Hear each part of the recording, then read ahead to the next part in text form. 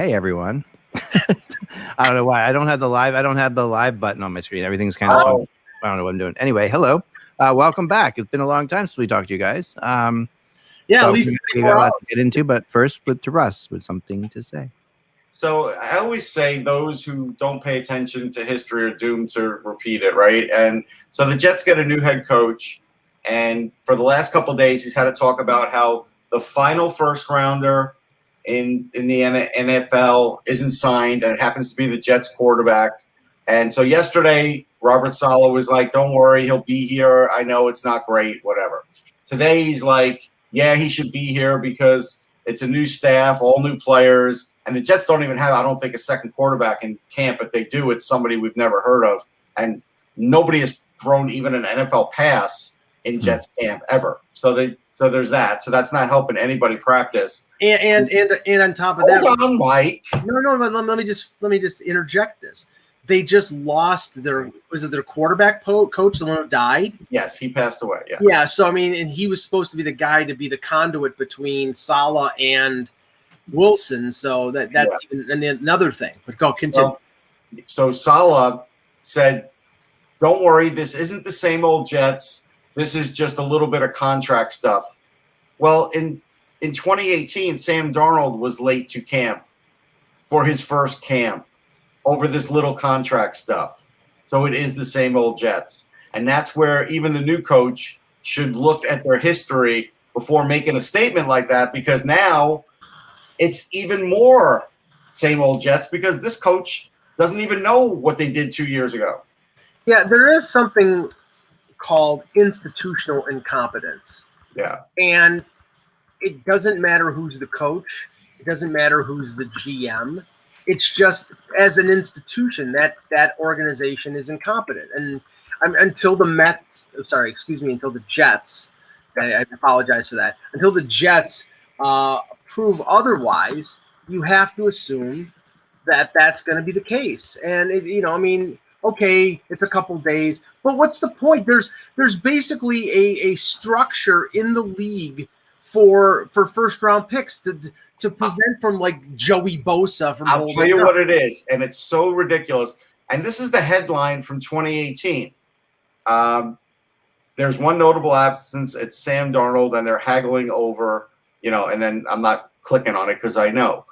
It is just about how you pay out the money. You have to pay them. They know what they're going to pay them. It's just when are you going to pay them, and how are you going to pay them? So basically, Mike, what this tells me is the Jets want to have money in their coffers from sold tickets before they make him a big payment. And he's probably like, I would like my big payment first in case when I walk out on that field, my patchwork offensive line lets me down and I'm limping off the field. It would feel better if I had a check in the bank. Yeah, I would like the peace of mind in case I'm the next Kajana Carter. Right. Yeah. Right. Or Trevor Siemian, who I think he had one snap for the Jets and then his leg snapped. I mean, it was bad. I mean, so at any rate, it is the same old Jets. And it's a shame the new coach doesn't even know that. Yeah. We're endeavoring to get back here. I'm not sure what's going on. That's fine. So, let's just touch on this because somebody in the chat just mentioned this. Okay. That the Yankees traded for Joey Gallo. And this is the thing, and I yes, happy gray day, yes. Yes, it's a beautiful gray day in the neighborhood. They traded for Joey Gallo, and everybody's like, "Oh, the guy's got 24 home runs. Oh, he's a center fielder, and he's a big left-handed hitter. This is a great move for the Yankees." And everybody thought, okay, this, the promise that they kept to go over if they needed to go over the luxury tax, that they would. Well, they traded two relievers on Tuesday to clear $3 million in cap space. So when they traded for Gallo, and Gallo makes $6 million, they didn't go over the luxury tax. So what this tells you is it's not going over the luxury tax first and winning second. Yeah. It tells you. The Phillies did the same thing with their fans. They're like, listen, if the right thing's there, we're going to go over the luxury tax. So the media that day was like, hey, we're going to go over the luxury tax. Meanwhile, that was, 4 or 5 losses ago, and they're 4 games out. And, at this point, they're lucky if they pick up anybody because pitcher they tried to pick up was going to keep him under the luxury tax, but they lost out to Seattle. So there you go. That's it. All right, Doc. Sorry, guys. 1 sec. You got a text come with someone. I'm sorry. 1 second. Okay. You guys can start if you want. All right. So last thing, Mike. Real quick. Yep. Max Scherzer's about 70 strikeouts from 3,000, Hall of Famer or not. I think he'd make it. He gets 2,000 strikeouts. I think there's no doubt. Let's just say he would have been a borderline had he not won the World Series.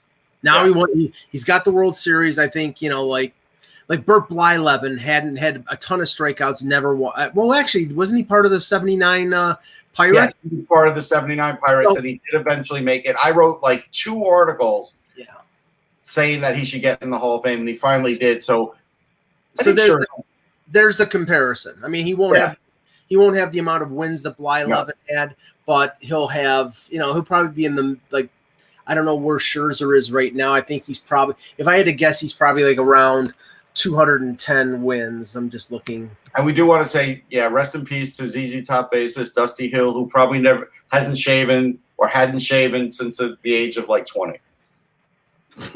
No. All right. Let's go. Sorry. That's it. That's all you have to say. No, I'm sorry. I'm multitasking here. I apologize. But Russ, there might be some moving on the Eichel trade front. So that's in Canada, it's ZZ Top. Whatever. That's true. I'm but sorry. I really might have something to say. Listen, and I'm not a huge ZZ Top guy, but I have respect for them. Eck? Yeah. Okay. Yeah. All right. There we go. Okay. Sorry. We might have something breaking. See, I'm trying to do 2 things at once. I apologize. Say something about the man, otherwise it's I'm with you on ZZ Top. I'm sorry. Let me just throw I never was into ZZ Top. I just loved his spinning guitar. Sure. But that to me, I'm sorry. I'm sure he's great, but hello, hockey world. Come on. All right. No, it's a horrible thing. The man has passed away. I'm not trying to minimize that. No, and he's a legend. A lot of people love ZZ Top, obviously. Hello? I don't have a single ZZ Top album or anything like that. All right, here we go. Hello, Hockey World. It's Thursday, July 29th, 2021. I'm Michael Agello, and I'm a sharp-dressed man. I'm Russ Cohen from Sportsology. And I'm Eichel, and you're watching Hockey Buzzcast on HockeyBuzz.com. This is the podcast that comes every Monday through Friday at this time to fill you in on the comings and goings in the hockey world. And we have had some more signings today, a few. And the one that just happened, the most recent one, is kind of the most interesting to me. And that would be the Corey Perry signing. Corey Perry signing in Tampa. It's a big blow to Montreal. Montreal really tried to get him back. I'm crushed. No, but Beck's right, though. It is a blow to Montreal. Montreal definitely wanted to get him back for sure. They had tried, and they even tried to get Getzlaf and him together. And there was talk of Toronto talking to Perry. Yeah. And Perry, who he now just seems to be I think he just wants to play at a different city every year. I think that's where he's at right now. No, he's a mercenary. He's got his money. He went to Dallas, got to a Stanley Cup final, went to Montreal, went to a Stanley Cup final. Now he's going to a Tampa who's won 2 straight Stanley Cups. He's probably going to go to a Stanley Cup final too again. So one of these years will be his last year, so why not make the rounds? Yeah. Yeah, no, and this at some point that's coming, right? Yeah. At some point that's definitely coming. And I think that the interesting thing of this though with Corey Perry is they kind of have maroon on this team already. To me, it's do we need how many? He scores more than Maroon. Well, but consider this though that they lost Gord, they traded Johnson. Now they've replaced them with Perry, with Belmar. They're not as good, but they filled those spots with veteran guys who can step up. So it's not going to be as much of a wide gulf as people thought. And Perry has played with, and Perry and Maroon were teammates on Anaheim. They were. They were actually on the same line, I believe, with Getzlaf. So there is some familiarity there. I just got to listen. At the end of the day, I just got to chuckle out of it because Perry literally is in the last 2 Stanley Cup Finals. I know. Loses to the Lightning and says, "Screw it." That's it. I'm gonna. This is the we like to call this the Marion Hossa. Remember, Hossa did the same thing. Yes. Yep. Playing for the Penguins, played for the Red Wings, lost to the Red Penguins. Wings, Played for the Penguins, lost to the Blackhawks, Right. and then went to the Blackhawks and Won. And then finally won against Philly. yeah, and won finally. Yes. So I'm also, by the way, Tom in the chat room, I am surprised Ryan Donato is still out there too. And Me too. He has not been able to catch on yet. But again, I think he'll be one of those. If he's not a PTO, then he'll be one of those last minute signings. Heck, Russ, I'm starting to think with Donato, this is multiple teams now that have just put their hands up with him. Wait. I'm going to go and say this is what it is. It's his height. He's not a big guy. He will score you 10 to 15 goals, but he's a short guy and he's a light guy. And unfortunately, we are slipping back in this league, and you're only allowed to have just so many of those guys on a team now, and that's really the reason. He's a future Buffalo Sabre, and we can we start with that and then move into what you're talking about? Yes, we can. Actually, before we do that, hold on. Before we do that, so as an example, if we now say, well, who's going to get a job first? Nick Ritchie or Ryan Donato? Like Nick Ritchie. They're going to score. Yeah, Nick Ritchie's going to get it. Why? Because he's big. He's 6'4". When all else fails, get a tree. He's 6'4" all the time, Russ. Right. Well, that's my point. Thank you. I mean, it's definitely true. I mean, and honestly, though, he has struggled. Donato. I'm sorry. It can't just be always just. No, but he had 20 points, so he does figure out to be a 35-point guy in this league. I mean, Michael Bunting had 10 goals to his name, and everybody's like, "Oh my God, the Leafs signed him. He's effing fantastic. He's got 10 goals to his career." Right. I mean, that is the thing. You really have to. I mean, I agree with that completely. It is really interesting. We'll go through this division. We're also going to be joined by Kevin from Ottawa. He'll be not Kevin Allen, but Kevin from Ottawa, who's our Ottawa writer. He'll be with us too. Okay. He just texted me that he's going to be on shortly. He got everything. Hopefully it'll work. We've had issues with Kevin in the past, but hopefully technically, but I think we have figured it out. So Kevin Allen and I today did our ridiculously early predictions for the Atlantic Division, and we posted them. We're going to be doing them every next 4 days. I was talking to him last night. I said, wouldn't it be fun just like every year, right after the UFA day, to just throw them out there, just based on what we have right now. And here we got Kevin. Hey Kevin, how you doing?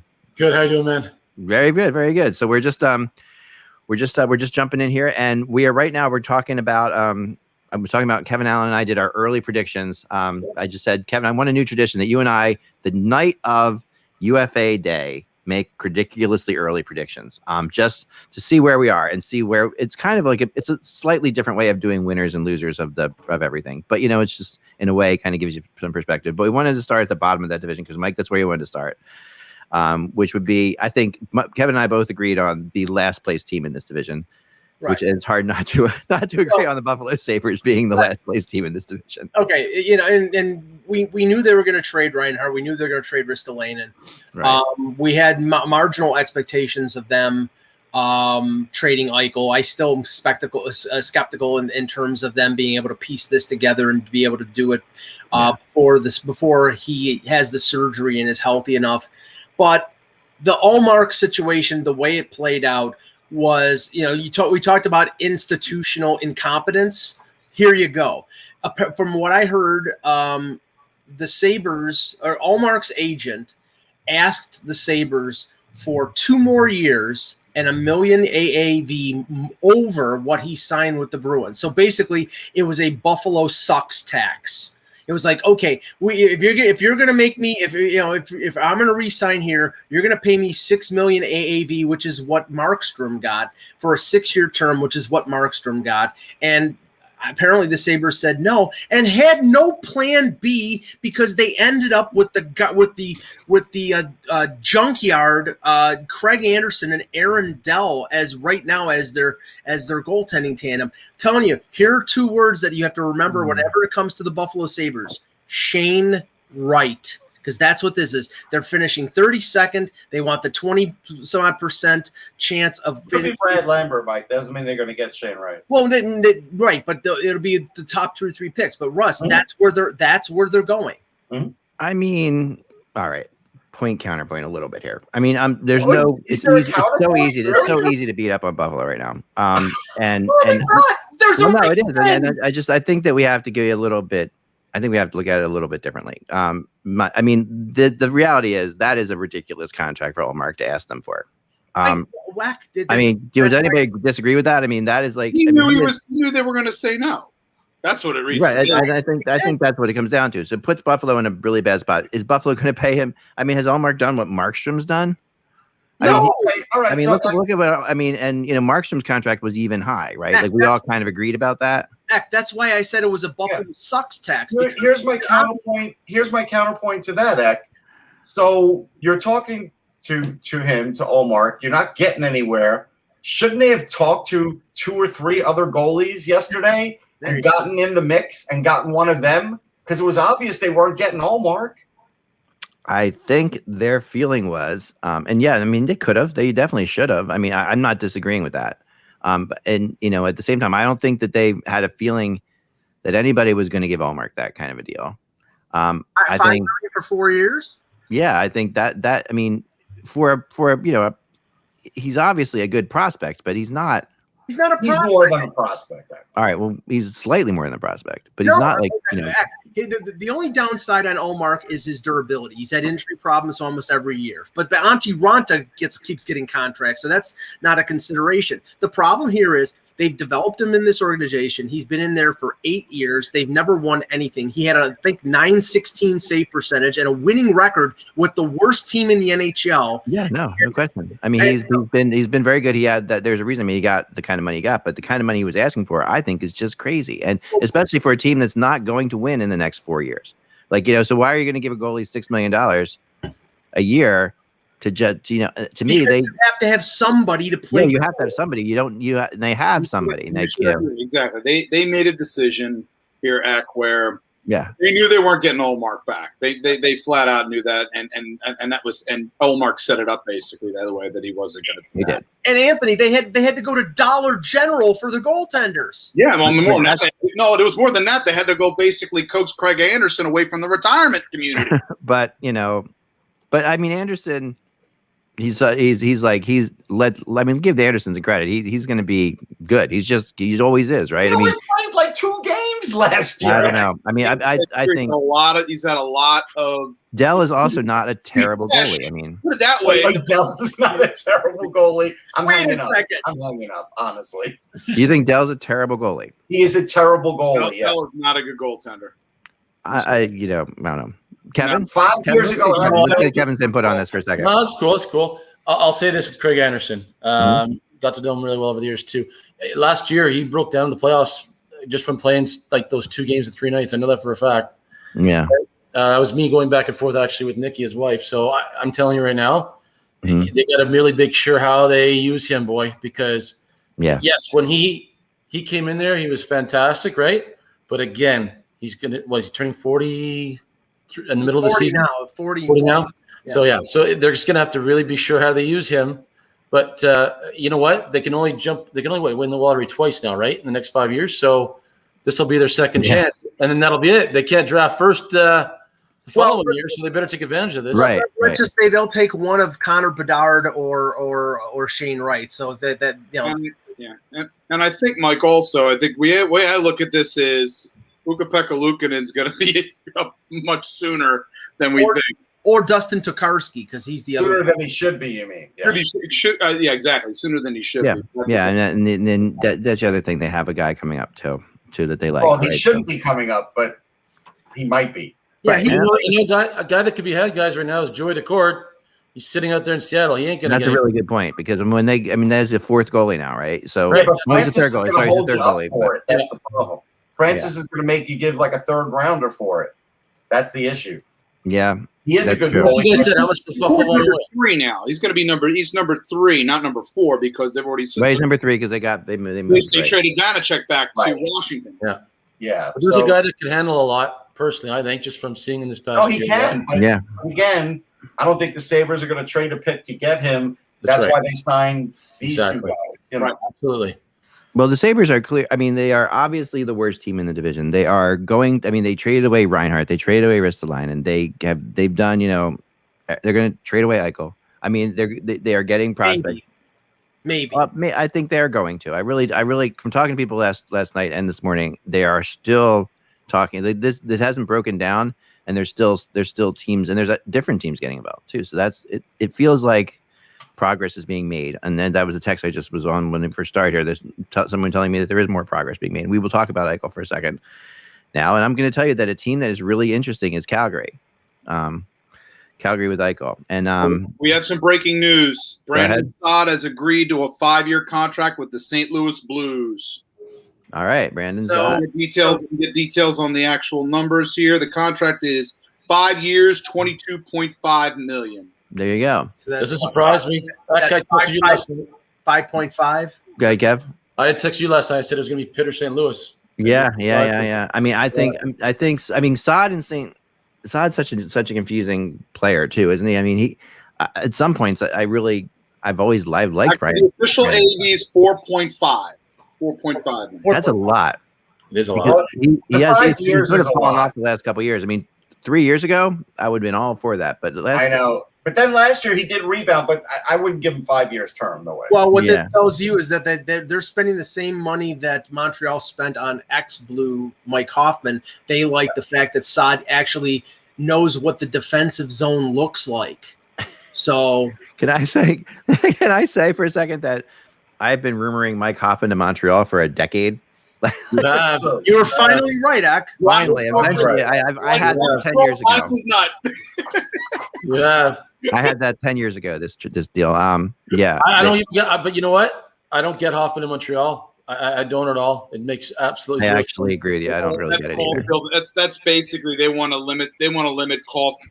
They want Caulfield to play, but I think they want to kind of bring him along a little bit more slowly while having him in the lineup, and then because they don't want to pay him big money right off the bat. And also Hoffman, let's face it, if Montreal struggles, Hoffman can be a piece that can be flipped potentially.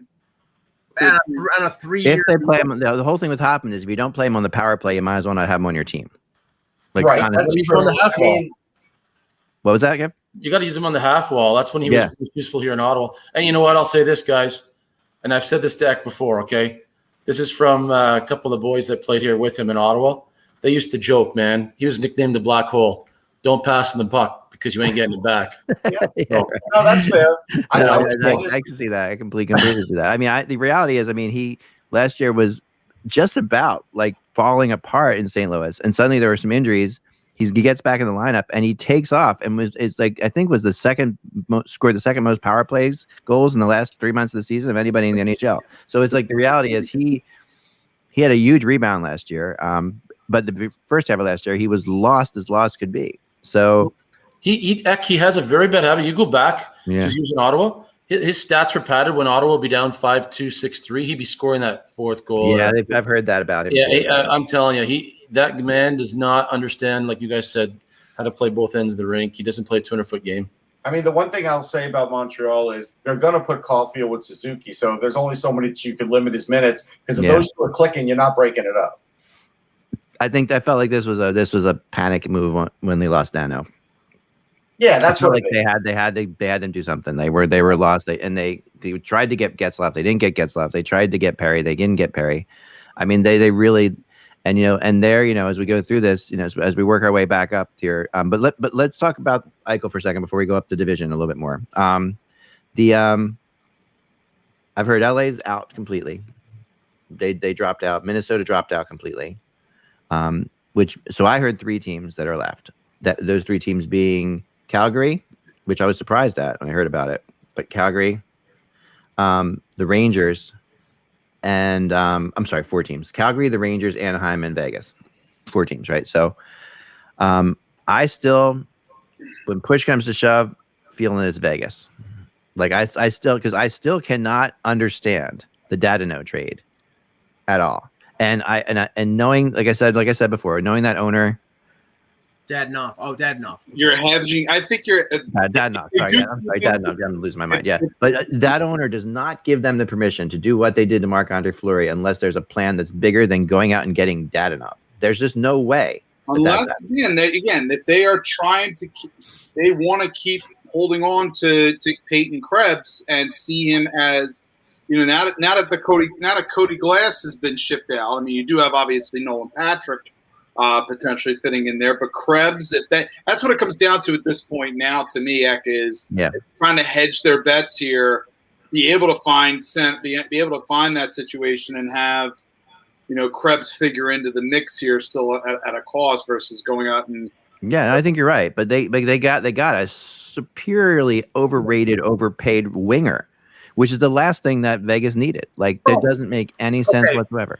Okay, overpaid and overrated based on the 1 year of what he did in Ottawa. If you talk about what he did in Florida, he's not overpaid. No, but Florida empty points again, in my opinion, because there's a reason that Florida didn't even that Zito down there didn't even make the smallest attempt to keep him. Exactly.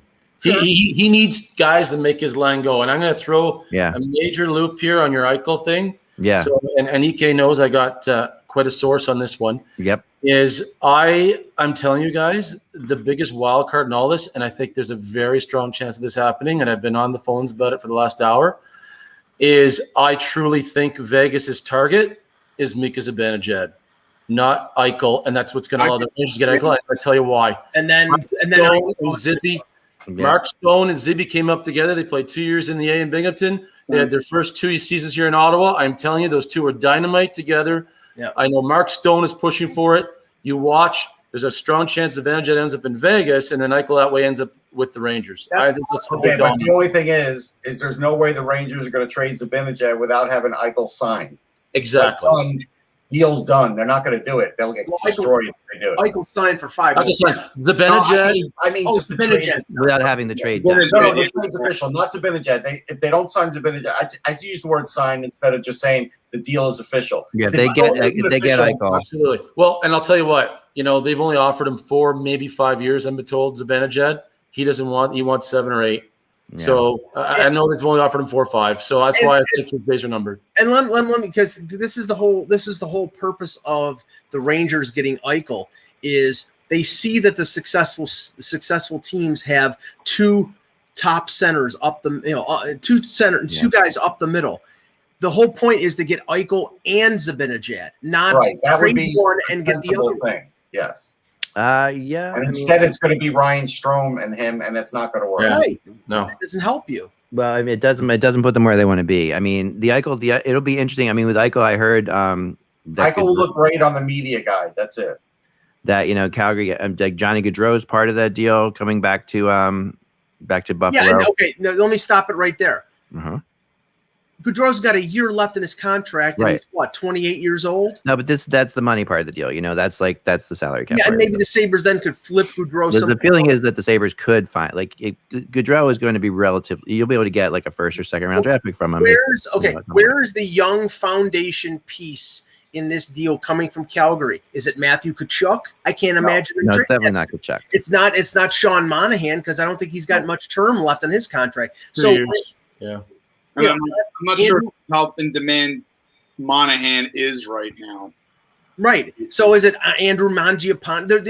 There's not like there's not a young cornerstone piece coming back in the Eichel deal. If it's Anaheim, it's Zegras. If it's Vegas, it's Krebs and probably one of the guys who's under contract. If it's the Rangers, it could be Kako. It could be that has to be part of the deal. If you don't have it, you're not in it. Well, it could be Connor Zary, Mike. That's probably the best they could do. Yeah, that's the name. Right, and I don't think that's good enough. Right? It depends what Buffalo feels about it. Like it depends. Zary's a good player, Mike. I mean, Buffalo can look at that. Buffalo gets a first round draft pick. They get that. They get Gaudreau that they feel like they can flip for a second or a first. At the deadline. Suddenly, it's not that horrible. You still need to get more pieces to it. You need to get obviously the reality is there's 2 ways this cycle thing can go. Either they do the wait out like Sakic did with Duchesne, right? And they just wait. They just sit there and they wait. They play him and they wait. And eventually, Sakic did really well with that deal, obviously, and got a lot for Duchesne. I would, and that's what they should do. In my mind, that's what they should do. But that is not what they're doing, from what I'm hearing. They are really pushing to end this Eichel thing now. And teams, and it's actually, I will tell you this, actually making teams nervous because it's making teams feel like Well, of course, it's making them nervous Eichel because is they hurt. don't know what's going to happen with him. They don't know it feels what like they're thinking, they're trying to think that they're trying to slip Eichel in, because he's hurt, and teams are really just it's not helping them. The way Buffalo's handling the situation now is not helping them. But they are making some progress. To me, where rubber meets the roads here is that Vegas. I don't know this for a fact, but like I say, I've talked to Foley like 3 or 4 times, the owner out there. I fully believe that Foley thinks he's getting Eichel for giving up Marc-Andre Fleury, and that is a problem. Yeah, you might believe that, but that's a problem for McCrimmon. Okay, for McCrimmon out there, he has to make so. In order for Buffalo to get anything right now, they need another team that has a problem.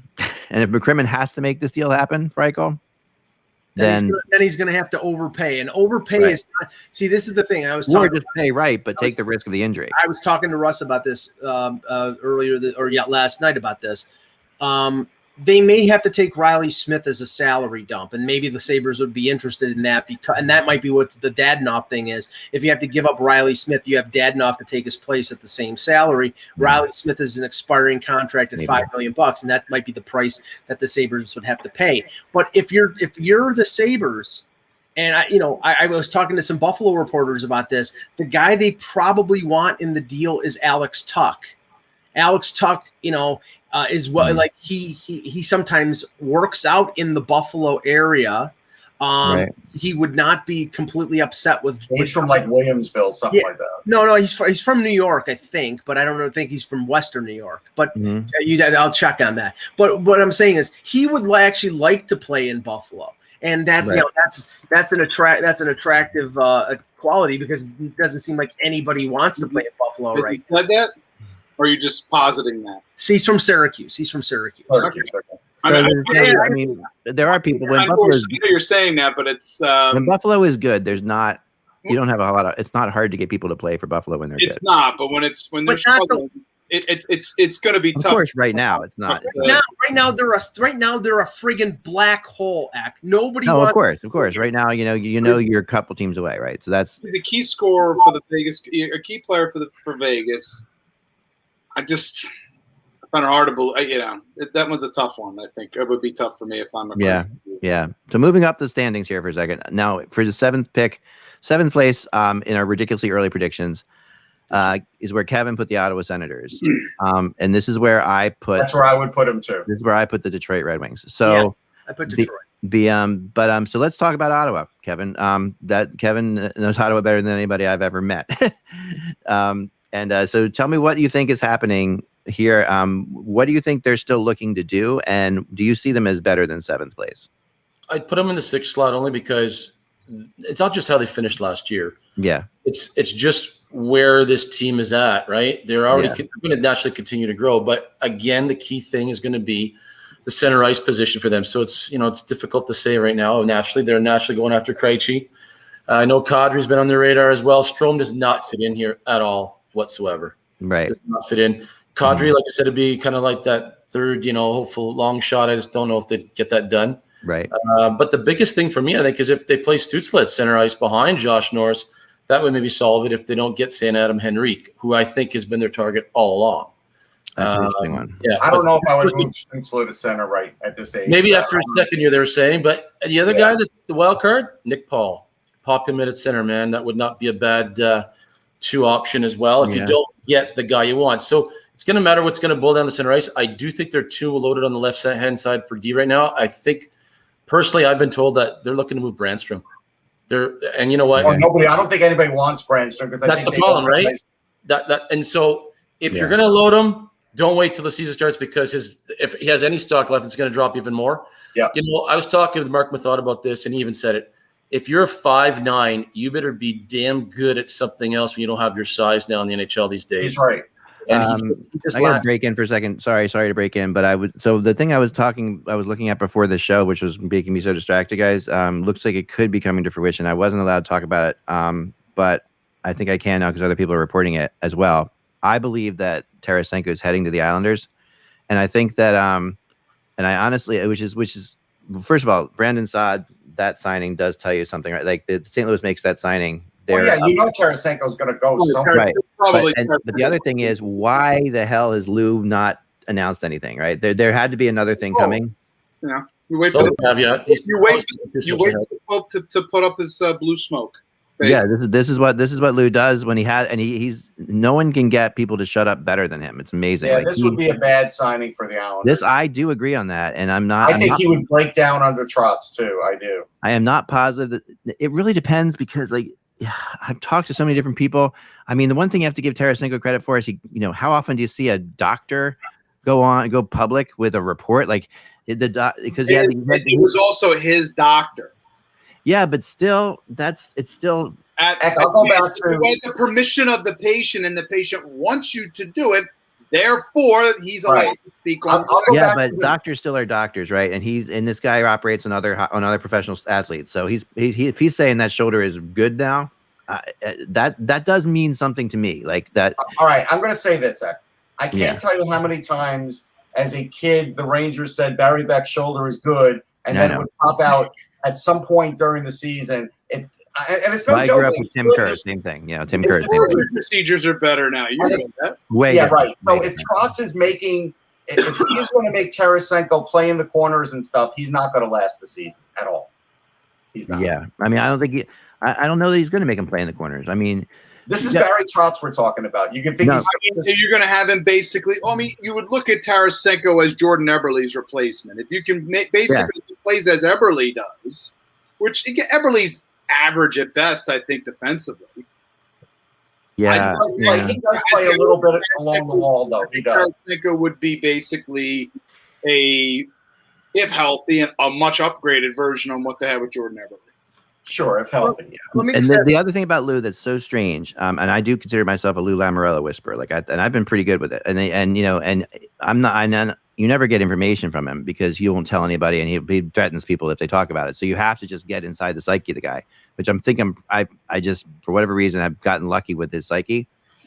Lou loves guys that are look at what he did last year, bringing in the two guys from the Islanders, perfect, and those are the kind of players he wants. Like those are his players, but he also has his Achilles heel is for crazy skilled players that he thinks like McGillney, like Kovalchuk, and like Tarasenko. Right. This is where Lou breaks his own mold completely. Like this is where he goes off what you would never expect him to do. So this is a Tarasenko. Tarasenko to Lou is a very Lamoriello type thing to do. Does this also tell you that they might be out on Palmieri? No. Could be. Nope. They've got Palmieri signed. I think what will happen is then if they get I think you get Tarasenko, you get Palmieri, Parise maybe. That's the one. Parise, and then Parise may end up with the Devils. Because my source, remember yesterday, was going back and forth and saying Parise had two offers on the table, one from the Devils, one from the Islanders. That's definitely one that could affect Palmieri. I have zero doubt is going to go to the Islanders.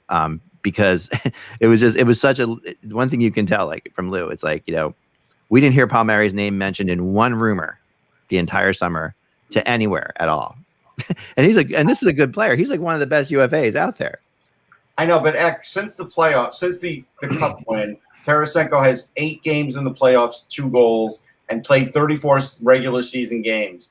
And depending on what you're trading in terms of acquiring, it would basically be, you're picking up his contract for 2, but again, it's 2 more seasons at 7.5, Russ. It's not you're not 3-4 years down the line. Right. No, but they're not the kind of team that again they need his offense, right? So if they get him, it's great. If all of a sudden they have his offense and then he gets wiped out for the season, it's not like they have a lot of options to replace. But at the end of the day, that could happen to any player in the NHL. The odds are it's going to happen to him more than it's going to happen to just any other player, even like Jordan Eberle as an example. Let me just ask Kevin, injury history. Let me just ask Kevin this so we can get back on track with the let's get back to Ottawa. But we'll keep my eye on that. We'll keep my eye on that for sure. But Brady Tkachuk, I'm not wrong, did play a little bit of center last year. Do you think that's an experiment? He can play a little center, yeah. And that's a great point, Mike. I mean, hey, you know what? They like his game though along the wall naturally. That's where, and then he drives everybody nuts in front of the net too, right? But yeah, they definitely have options. That's not a bad one, Like I said, if they don't go and get one of those vets they've been looking at, I think in-house they do have the potential, right, to move guys around. So Tkachuk be one, Nick Paul, Stutzla, like Russ said, I would wait another year. I'd like to get him another year under his belt. Yes. But I really think they, the Mann brothers, they call overbaking their prospects, and I think Pinto's going to spend time in the A. I don't think they want to rush him. So that's why I really do think they need to find a solution for that. Pinto needs to be physically stronger. He's got all the other tools, but he's got to be physically stronger. Absolutely. Great in the faceoff circle, great along the wall, great hockey IQ. When he gets there, he'll be really good. He will. Absolutely. No, absolutely. But yeah, no. Brady would be a neat thing. But I think they'll wait 10, 12 games into the season to see where that goes, maybe. If something's not working, behind Norris. But yeah, with Ottawa, I slide them 6th only because I really think that they got so much depth too right now. I just think they are just better than Detroit. I mean, there's no the end of the day. What? Talent-wise, right now they are. I mean, the end of the day, the two bottom teams, Detroit and Buffalo, are just not in the league with the other teams. Detroit has better defense than Ottawa. See, that's the thing. We have to remember with Detroit that Veleno's probably playing with them this year. Lucas Raymond is probably playing with them this year. Morris Strader is probably playing with them this year. Yeah, maybe a year from now I'll say I'll have a different tone. But still, right now, I've got to see these guys. That's a lot of young guys. And they have Nedeljkovic in goal and a better defense. So I think Nedeljkovic, I like him. I don't love him. So it's like I don't know. I think he's better than the current version of Matt Murray, to be honest. And you know how I feel about Anton. And you know how I feel about Anton Forsberg. We won't even talk about it. You know what? I'll tell you what. You know who's going to carry the load here? Philip Gustafsson, no doubt. My mind. Yeah, Gustafsson probably will be the guy. I think he'll end up playing 45, 50 games for sure. And there's a guy I'm telling you right now he's probably a year away. He went 7-0 when they brought him over from Denver. Sogard, this guy, he's 6'6". But he's not ready yet. He's not, but he's a good year away. But they got a lot of. He's a big kid, and he does have a lot of ability, but you got to give him some time. Absolutely. Overbay comes. The same thing with Lassie Thompson. He's another guy, right? First round pick a few years ago. What I don't like about Lassie Thompson, he's not really a good defenseman. He's got a bomb of a shot, and that's what they fell in love with. But I don't think his defense is very good. No, you know who he reminds me of? Sammy Salo. Yeah. Remember he had a bomb of a shot, right? Yeah. Salo became a better defender. Maybe he would too. Maybe Darren Helmet signed a 1-year deal with Colorado. The best thing about Sammy Salo is getting undercut by Brad Marchand. But okay, who signed the deal? Darren Helm, 1 year, $1 million, Colorado. All right. So there's a person who's not. I'm sure his parents care. Not in Detroit anymore. So anyway. So to me, do we all kind of agree that the bottom 3 teams are Detroit, Ottawa, and Buffalo? And I think that, although I really, really, really am tempted to put Ottawa up a little bit higher than that, but it's just so hard to because of the teams above them. If everything goes right, they could challenge for 5th. Yes. Little healthy, right? All about health. Yeah. Another little minor bit of breaking news, but we'll count this. Darren Dreger reporting: Darren Helm has signed a 1-year, $1 million contract with the I like it. Okay, so now we get to now it gets complicated, right? 5th. No, it's not complicated. It's the Montreal Canadiens. No, I disagree with that. So no. Kevin Allen agrees with you, Mike. Not on this conversation because we know where he's headed. Kevin Allen agrees with you. Kevin Allen has, but I am putting the Toronto Maple Leafs in 5th. Jesus, my God. I put him in 1st last year, and you're furious at me. I put him in 5th this year. You're mad at me. What do you want from me, Mike? Somewhere in the middle where it's right. I'm putting the Boston Bruins in 5th. I could see them taking a step back. I really do. I would have. That's what I'm putting before yesterday, Russ. I would have absolutely put Boston in 5th. What changed it yesterday? Getting Olmark? No, not just that. Getting Nosek, getting Derek Foligno, Hall, Riley. Nosek? This is changing you. They added some serious depth. I mean, they added some depth. They have more depth than Toronto has right now. They have a scoring problem. They have a secondary scoring problem, a big one. Off season is not. I know. No, and Mike, I give you that. Okay, so before you go my ass to me on this pick, this is really early. Okay, and I put all right in my description. This is my description of what I wrote. It's 3 sentences, so bear with me. It is impossible to argue that the Leafs are better off now than they were last season. Can we agree with that? At this point, right now, it's impossible to argue that they are better off now than they were last season. Oh, yeah, I agree with that. Yeah, okay, there is still time to make adjustments, and they will add at least a middle 6 forward, I believe. Yes. But no Hyman and no Hyman replacement yet. Mrazek instead of Anderson, this really putting the pressure solely on Campbell, who might be able to handle it. But the least depth also, at least as of today, is extremely suspect. That's my feeling on the Leafs right now. Well, okay. Again, the offseason is early. Yes, and Kyle Dubas the last 2 weeks has basically said we're going bargain hunting. So there are still. That's not what I want to hear. Well, that's the reality of having four players making $40 million. I know, but it doesn't make you better. What have I been advocating the last 3 years? The only way to avoid what happened over the last 24 hours is to have traded William Nylander for young players that were cheap. But and Mike, if you had been the GM and had done that, I probably wouldn't have them in this position. But they didn't, and here they are. Right. So I mean, but there are still quality forwards out there that probably can be signed for in the range of $1 million to $2 million a year. They have enough cap space to add a couple of those players and a depth defenseman to replace Bogosian. So honestly, the Montreal Canadiens have taken such a ridiculous step back. With the law, with Price will be out probably the first. Mm-hmm. I heard the happy horse crap that he'll be back for the season opener in October against the Leafs. I seriously doubt it. It's going to be Jake Allen probably playing the first month. I mean, Mike, do you think that Kyle Dubas is going to be hanging out in the corner where Honest Ed's used to be open and for bargains there? Listen, they both. By the way, I misspoke with Kevin Allen. Kevin Allen has Montreal in 6th. Okay. Kevin has Detroit in 5th, which is really that is I don't know. To me, that's big time. Kevin's predicting a bubble pot. They had a nice. I mean, we have to consider Montreal all the time, and Kevin's been saying. Kevin has been preaching this for the last couple months that this team is better than people realize, and he's been this is consistent with what he sees him all the time, and obviously he's Kevin Allen, so you got to take that into account. But I'll say this to you guys. Detroit is very similar to Ottawa last year.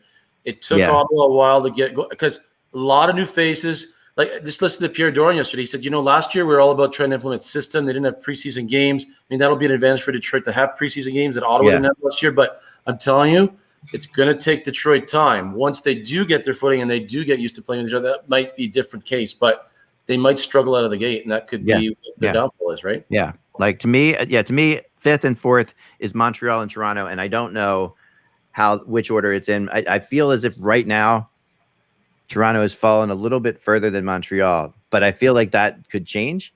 I will say, like, listen, I mean, Shea Weber, they lose Shea Weber, they replace him with Savard. Savard's not Shea Weber, but Savard's good. Savard's good. If they need to replace Hyman with somebody who's maybe not Hyman, but good. Right, and they still are, and they might. Mike, and if they do, I will flip these, and you will be happy. But I'm still not putting them above 4th. Anyway, at this point, unless they make significant, unless I really like the guy they get, right? So, in 3rd, hold on, I didn't get 4th. In 4th, I'm putting Montreal. Putting Montreal in 4th. Yeah. How about you, Mike? So Mike, you have Montreal in 5th, right? Montreal in 5th. I have Florida in 4th. Florida in 4th. Whoa. Yeah. All right, interesting. How about you, Anthony? Where are you on this? Florida. Let's go Florida, but higher than that in 4th. I agree. Now I'm going to say. Let me just justify that. I'm still skeptical. Mm-hmm.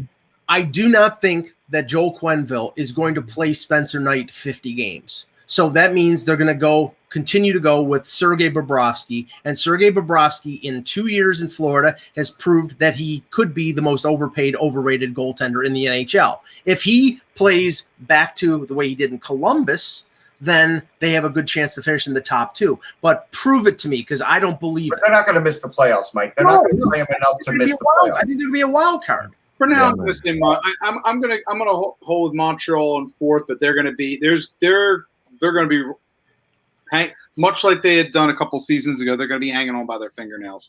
Yeah. Florida guys, everything went right for them last year too. Everything went right. I do agree. The same thing happened again this year, and that doesn't always happen. I don't know. But they've added. I mean, they added in season. They've added another player. Again, Reinhardt, I'm going to be curious to see how he grafts himself into that lineup. A lot of things I like about Florida. I mean, Lundell. They could Could it be, things broke right and they drop back this year? As Mike stated, goaltending is going to be critical for them. And Dridger gave them a lot. Yeah. Dridger gave them a lot of confidence, I think, going forward into the season, throughout the season. So. Well, Dridger was really good in the fact that he didn't lose them games, right? Like that was what he didn't do, as we talked about before. But I think Spencer Knight is the same, is probably not going to lose them games either, but probably has more upside. Obviously has more upside. But here's the thing. Not everything broke right for them last year, Kevin. They played the playoffs without playoffs, yes. Without Ekblad. Get there, right? Yeah. Without Ekblad. Yeah, so I mean, honestly, they gave Tampa a 7-game series, the best series that Tampa was given. Yeah. So that was without Ekblad, without Reinhart, without Lundell, and with goaltending, questions, because the goaltending actually in that Toronto series, in that Tampa series, was not good for them. They had their goaltending, and we ended up in Game 7 with Spencer Knight in goal. I'd like to see the Duke on the wing with Reinhart, because I think he could pot you 25 to 30 with the right term, and I'd love to see that combo right in Florida. So that could be another, like I said, you guys, another wild card with Reinhart, how he fits in. Yeah. I mean, and they got to sign him too, still. So but then they also this kid they got, this Mammon kid. Well, he's not a kid. He's 26, and right, and not a kid, but he's pretty solid from what I've been told. I mean, I think he's a third line guy who could score 12 to 15 goals, but I don't think he's a fourth line guy on their team though. Like that's how deep they are. I mean, they are. This team is. Well, we'll talk about them. Keep going. We'll talk about when we get there. But okay, so give me your. Do we have everybody's bottom 4 so far? I think I do. Yep. Yeah. Kevin, what's your bottom 4? I'm going to go with definitely Detroit's, then Ottawa, and then Montreal. Right. In Montreal. Okay. Yeah. Okay. Yeah. All right. So then when you get to them, now we get to 3. Kevin and I both agreed actually on our same top 3 in the same order. Number 3, I had Boston, which is where, and I'm the guy who always picks Boston to, this is the year that Boston's going to fall apart. That is me every year. But I really did like what they did, and I like getting Allmark. All I'm going to say is congratulations for basically causing the Boston Bruins to miss the 2022 playoff. That's all I need, Anthony. That's all I need. I'm going to get so many emails now. You have no idea. Better you to say that than me, Anthony. It's going to be. I'm just going to get killed now. But anyway, thanks. But I mean, this is it. Is it so here's what Kevin says about them. The Linus Allmark signing was crucial given that Rask will miss the start of the season because of surgery. It's fair to wonder whether we can expect Rask to play at all. Right. We don't know. The best guess is yes, but anything is possible. Allmark played well last season, but he's still unproven. The Bruins talent level rates in the top 5 of the league, but we may need a couple months to get comfortable with their goaltending. Bruins will be better in the playoffs than they will be in the regular season. That's Kevin's prediction there. So I mean, the only thing you can sit there and say is, at some point, Marchand and Bergeron are getting old. It's a pipe dream. They have no secondary scoring right now. Now, even if they bring Krejci back, it helps it, but they still don't have enough. They're not going to bring Krejci back. I think they're okay. I think Boston. And they got a problem. I think Boston's success rests on them re-signing David Krejci, because if they don't re-sign David Krejci, they don't have a consistent force up the middle. Eric Halla is not a second-line center. Nick Foligno is not a second-line center. Right. They don't have anybody. Trent Frederick is not a second-line center. No. They need Krejci back to play with Hall, and then you have guys like Foligno and Halla playing the third line with a Charlie Coyle. I mean, then the 3-line depth on that team is reestablished. But it's a domino effect if Krejci isn't re-signed, because then you're moving people out of position, and everything is dependent on the perfection line to score at a ridiculous rate. And that's when they get into trouble, because they can't do that all the time, no matter how good they are. I talked to some of our friends up there in Boston to try to get a perspective on where they saw the lines landing right now, because it's hard to do. They made so many, they added four of their top 12 yesterday. So, that was of course, the magic line, number 1. He thought the second line would be Craig Smith and Hall, centered by Coyle. Third line.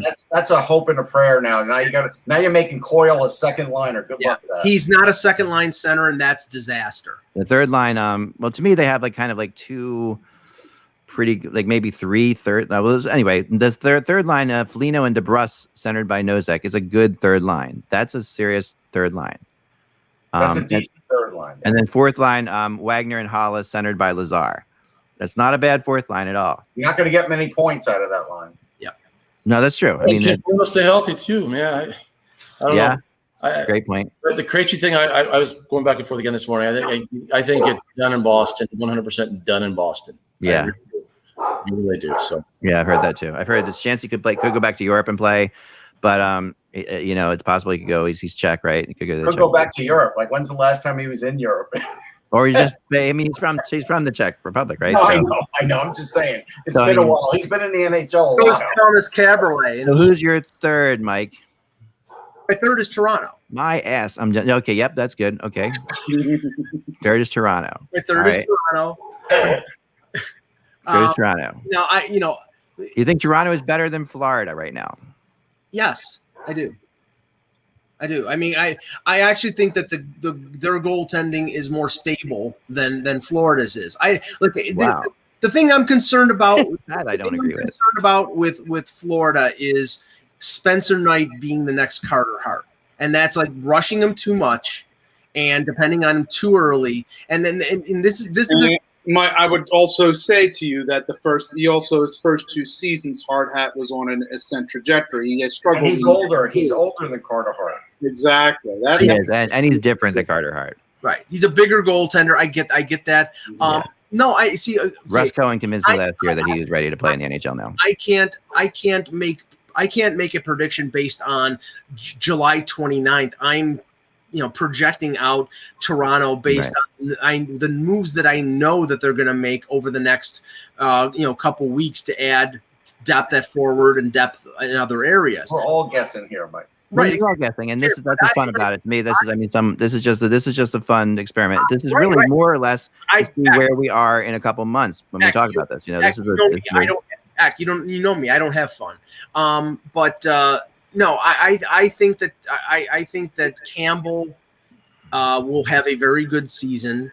Now that'll be trouble for the Leafs because then they have to sign him, and that'll be, of course, the new thing. But I think Campbell will have a good year, and Mrazek will probably play like 30 to 35 games. I didn't like the Mrazek signing, that. I didn't thought they paid too much for him.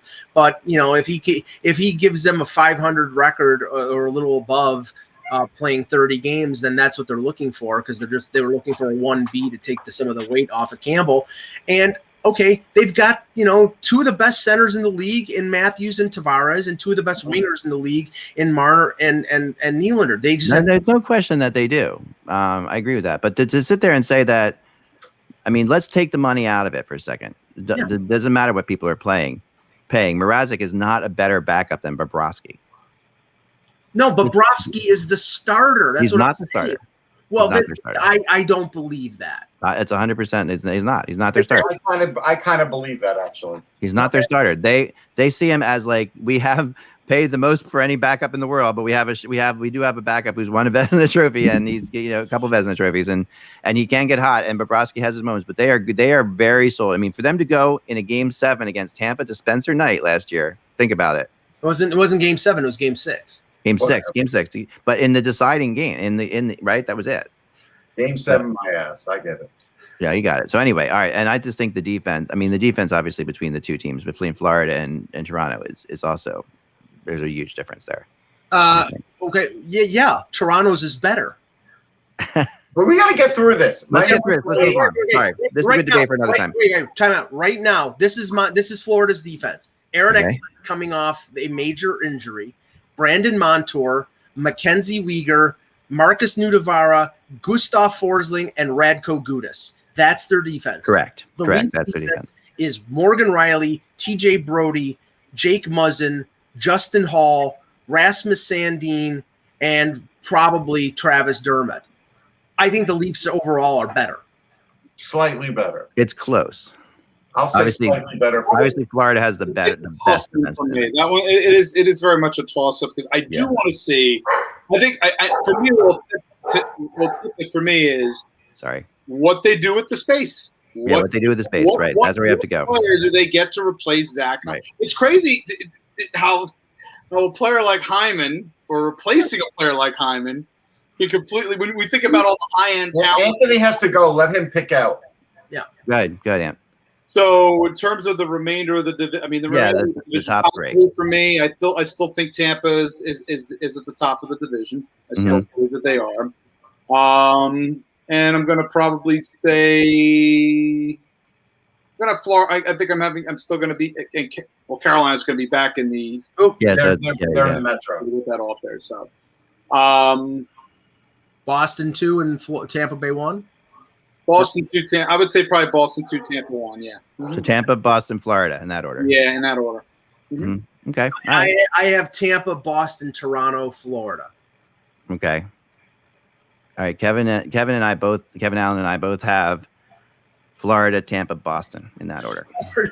That's what Kevin has. That's what I have too. We didn't talk to each other. I understand it, because again, they appear to be on an ascent pattern. If they get the goaltending, yes, then also Tampa lost an entire line. Okay, Tampa definitely lost some things there. I'm going Tampa, Florida, Toronto. Those are my three. Okay. So I'd go Tampa, Toronto, Florida, close to Russ. Yeah. Okay. Yeah. I mean, it's you had Tampa, Toronto, Florida, Kev. Yeah. Oh wow. Okay. I had the opposite. I had Florida second. Yeah. Okay. Yeah. No. So I mean that. Anyway, this is just obviously an experiment. There's no wagering. we're just and it's kind of like, so it was a good show. It's like a scientific method thing. This is the control. Okay. To me, this is the control of it all. So no wagering my ass. We'll see. Since Anthony and I both have very scientific. Michael. Since Anthony and I both have incredibly smart scientific women that we're married to. That was awesome. That was really cool. At the end of the day, they're the ones keeping us alive. We'd be dead at this point. That's true. So you're not going to count my wife, who works for the EPA, and that's true too, right? I forgot about that. Yeah. Okay. And she is a scientist. I'm not going to count my wife. That out there. I'm not going to count my wife because I haven't met her yet. There you go. All right. So that's where we are right now. I'm going to throw one quick one out really fast. Please. Yeah. What else do you have, Kev? I know you've got this one up really fast. Ottawa is actually seriously looking at Thomas Hertl in San Jose as that possible. Okay. He's got 1 year left, and Ottawa has done a lot of movement with San Jose in the past. So, like I said, that's I guess maybe the Krejci thing might not be happening if they're getting serious on Thomas Hertl. So yeah, if they're getting serious on Hertl, though, they're going to lose a pretty good prospect in that deal. They have made deals with him in the past. But based on that, we'll say if I ever deal with them again. It might be something. Dorian looks like a king after that. By the way, Philip Hedl, according to Larry Brooks, 2 years with an AAV of $2.3 million per. That's a good deal for Hedl because he still hasn't proven whether he's a center or a winger. And the Sens signed Pontus Aberg to a 1 year deal. Pontus, one of my favorite names. I love a good Pontus. There you go. He's a depth guy, Mike. Well, everyone, thanks for watching. Kevin, great having you on. We're going to have you on I'd like to have you on once a week at least. It's great to see you. Man. Let's keep it going. Remember, guys, without the buzz, it's just hockey. We will be back again tomorrow, Friday.